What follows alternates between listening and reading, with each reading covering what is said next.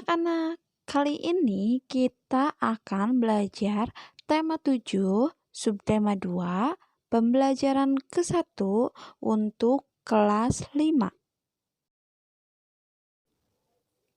Tahukah kalian bahwa bangsa Indonesia pernah mengalami masa penjajahan yang cukup lama? Selama penjajahan, bangsa Indonesia mengalami penderitaan. Oleh karena itu, bangsa Indonesia semangat untuk melepaskan diri dari penjajahan. Namun, usaha untuk memperoleh kemerdekaan ternyata tidaklah mudah. Indonesia harus melalui berbagai rintangan dan peristiwa sejarah yang perlu dicatat dan menjadi pelajaran bagi kehidupan bangsa. Peristiwa apakah yang terjadi pada gambar? Iya, betul, itu peristiwa proklamasi. Proklamasi menjadi peristiwa paling bersejarah bagi bangsa Indonesia. Proklamasi menjadi tonggak sejarah berdirinya bangsa Indonesia menjadi negara yang merdeka dan berdaulat. Proklamasi menjadikan bangsa Indonesia terlepas dari penjajahan. Proklamasi juga menjadi awal bagi bangsa Indonesia untuk menentukan nasibnya sendiri. Sebelum terjadinya peristiwa proklamasi, ada beberapa peristiwa yang melatar belakangi terjadinya peristiwa proklamasi. Nah, peristiwa apa ya yang terjadi sebelum pembacaan teks proklamasi? Yaitu terjadinya ledakan bom atom yang terjadi di Hiroshima dan Nagasaki. Nah, pada akhir bulan Juli 1945, Jepang menyetujui memberikan kemerdekaan kepada Indonesia, yaitu pada tanggal 7 September 1945. Namun, pada tanggal 6 dan 9 Agustus 1945, bom atom dijatuhkan oleh tentara sekutu di kota Hiroshima dan Nagasaki. Peristiwa itu mendorong diubahnya tanggal pemberian kemerdekaan Indonesia menjadi tanggal 24 Agustus 1945. Kemudian, pada tanggal 15 Agustus 1945, Jepang menyerah tanpa syarat kepada tentara sekutu. Akhirnya, terjadi kekosongan kekuasaan di Indonesia. Kesempatan inilah yang kemudian dimanfaatkan oleh bangsa Indonesia untuk memproklamasikan kemerdekaan. Kemudian, selanjutnya ada peristiwa Rengas Dengklok. Peristiwa Rengas Dengklok adalah peristiwa penculikan yang dilakukan oleh sejumlah pemuda, yaitu antara lain Sukarni, Wikana, Aidit, dan Khairul Saleh, yaitu dari Perkumpulan Menteng 31, terhadap Soekarno dan Muhammad Hatta.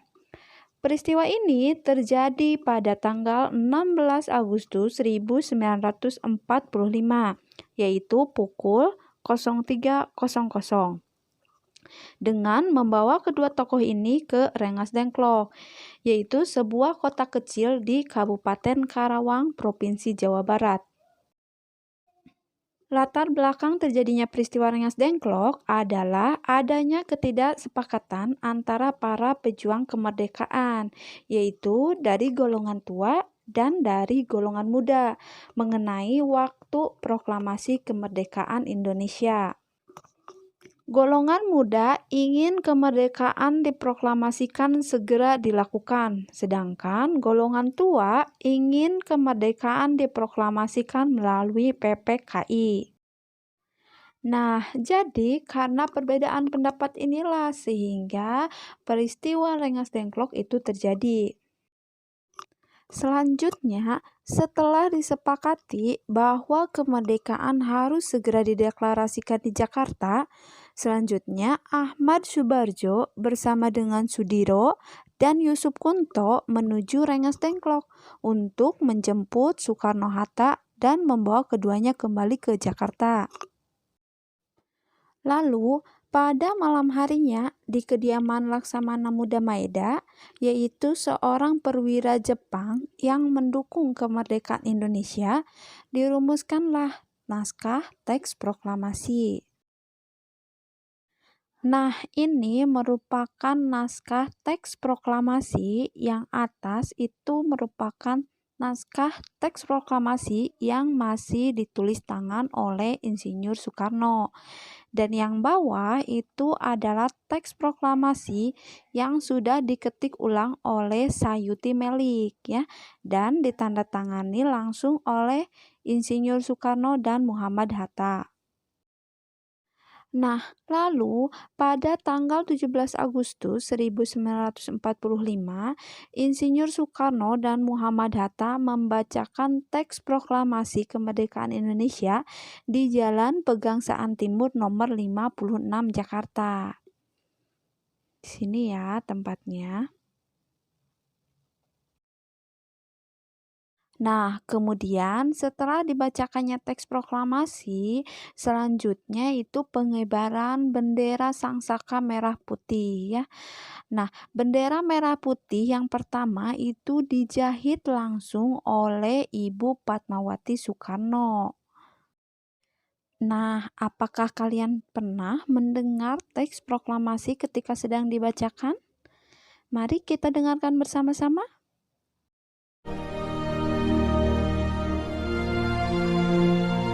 Proklamasi. Kami, bangsa Indonesia, dengan ini menyatakan kemerdekaan Indonesia. Hal-hal yang mengenai pemindahan kekuasaan dan lain-lain diselenggarakan dengan cara saksama dan dalam tempo yang sesingkat-singkatnya. Jakarta, 17 Agustus 1945, atas nama bangsa Indonesia, Soekarno, Hatta. Nah, bagaimana? Sungguh terharu ya ketika kita mendengar langsung detik-detik pembacaan teks proklamasi. Nah, tadi pembacaan teks proklamasi itu dilakukan pukul 10.00. Nah, bagaimanakah suhu udara saat pukul 10.00? Panas atau dingin? Suhu udara yang kita rasakan itu sangat dipengaruhi oleh sinar matahari. Jika intensitas sinar matahari tinggi, maka suhu udara pun akan tinggi. Sebaliknya, jika intensitas matahari rendah, maka suhu udara pun akan rendah. Hal tersebut juga berkaitan dengan perpindahan kalor secara radiasi dari sinar matahari. Kalor didefinisikan sebagai energi panas yang dimiliki oleh benda. Secara umum, untuk mengetahui adanya kalor dalam suatu benda, kita harus mengukur suhu benda tersebut. Jika suhu benda tinggi, maka kalor yang dimiliki oleh benda tersebut juga besar. Sebaliknya, jika suhu benda rendah, maka kalor yang dikandung oleh benda tersebut juga kecil.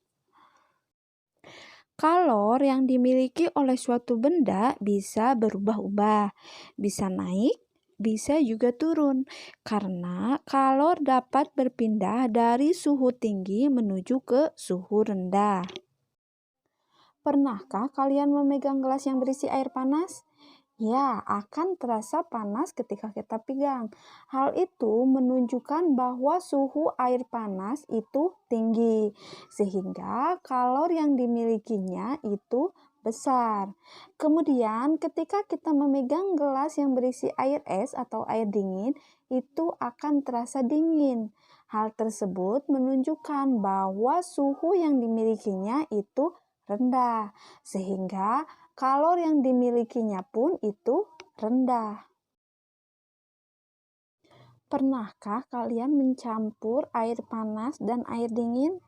Ya, air panas dan air dingin akan membentuk menjadi air yang bersuhu baru, yaitu menjadi hangat, tidak dingin dan tidak panas. Hal ini menunjukkan bahwa kalor dapat merubah suhu benda. Nah, di sini suhu rendah akan meningkat karena menerima panas dan kalor yang tinggi. Maksudnya di sini air dingin akan meningkat suhunya ya karena menerima air panas yang memiliki kalor yang tinggi sehingga menciptakan suhu yang baru yaitu air hangat, tidak dingin dan tidak panas. Nah, bagaimana anak-anak pelajaran hari ini? Tetap semangat ya belajar dari rumah dan jangan lupa jaga kesehatan.